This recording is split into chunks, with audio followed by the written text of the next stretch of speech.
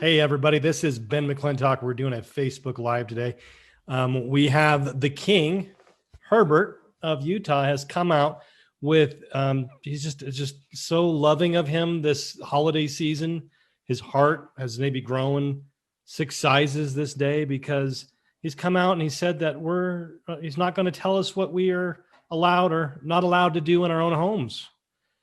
His last order that he did is actually expiring on Tuesday. And the part that tells us what we're allowed and not allowed to do in our own homes, he's letting it expire out of just the goodness of his heart because of his loving and care for all of us, his subjects. So I wanted to spend a minute with all of you to share with you his suggestions he's come out with. I haven't had a chance to go over this, but I just saw that his graciousness has told us that we're allowed to meet together as families for Thanksgiving, but he's given us some suggestions because he of course still loves us and wants the best for us. And you can see here on coronavirus-download.utah.gov, we have the holiday gathering guidelines. And he's, of course, continues to blame us for the spread of the virus because we're daring to meet together. Even though, of course, it is when the mask mandates occurred that the cases started to go up. But what's really interesting about that as well is that as cases went from 500 to 5,000, the deaths remained the same. But, let's not worry about the things that matter. So it's just, the order talks about a safe option is to limit our celebrations to people we live with and include others virtually. So he's not telling us we have to do this.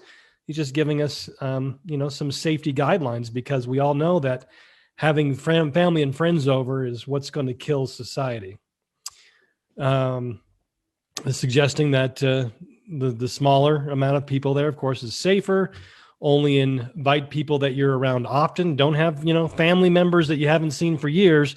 Keep them further away and make sure you don't see them again for at least another year. We want to make sure and put off reuniting families for as long as possible. We all know that that's what's best for everyone. We want to make sure that we only pick one party. We don't want to let other family and friends know that we love them. We want to make sure that we pick our favorite and let everyone else know that they're not as important as the family that we chose. Let's see here. The host should keep a list of the names and contact information. Of course, we want to be able to report all of the people that came to our home to our dear leader. Let's see here. There are some situations where you should not host or attend gatherings this season, and that's if you can't taste or smell. Of course, we need to remember that one of the main symptoms of COVID-19 is that you have no symptoms. So remember that. So if you've got symptoms, meaning no symptoms, you shouldn't be going to a party. Maybe you've been exposed to somebody else that has had the fake pandemic for the last 2 weeks.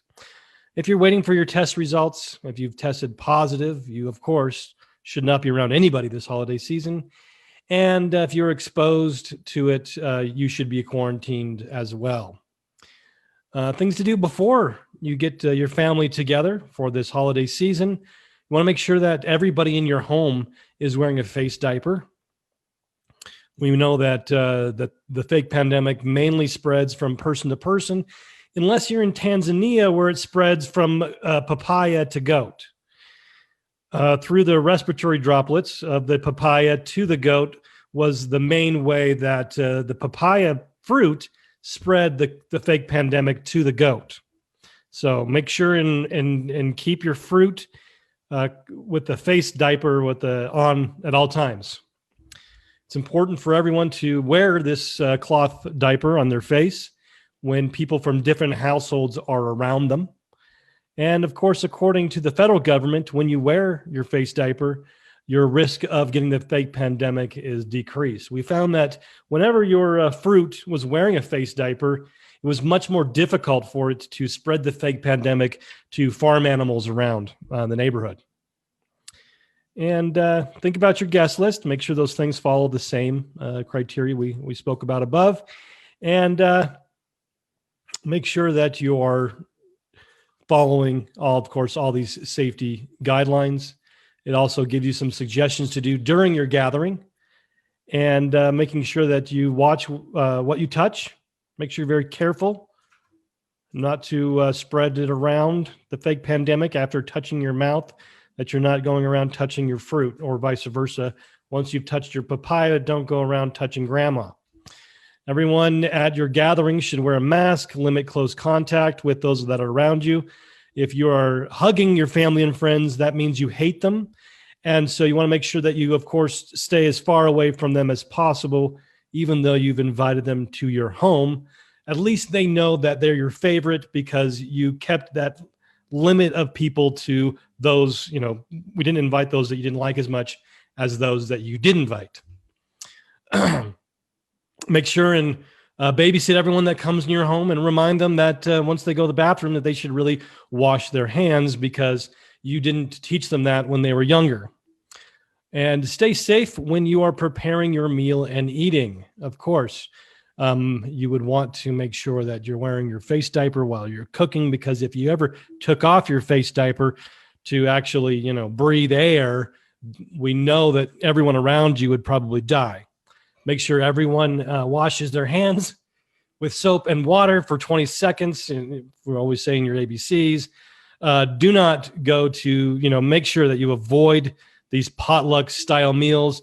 If you're, you'll obviously hate your family if you're making fresh food. You want to make sure that all of the holiday meals that you're eating are pre-made frozen meals from your grocery store that you cook in the microwave. Anything else, of course, will lead to the death and suffering of everyone around you. After your gathering, you want to make sure and not leave your home, and make sure to not be around anybody else, and make sure that you get tested again.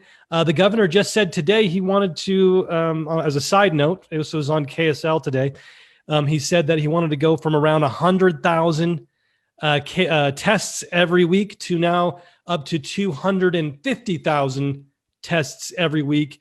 And so make sure that after you have your meal together with your family, that you rush off to get your 4th, 5th, 6th, maybe even 10th COVID test since March.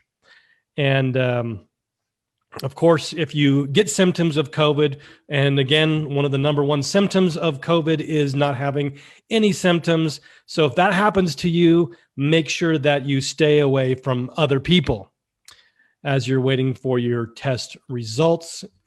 And so that's the gist. That's most of what we see here with the governor's latest mandate. And I hope that was something that was beneficial to you. And I'm Ben McClintock from defendingutah.org. We hope you have a safe holiday, and we'll talk to you soon.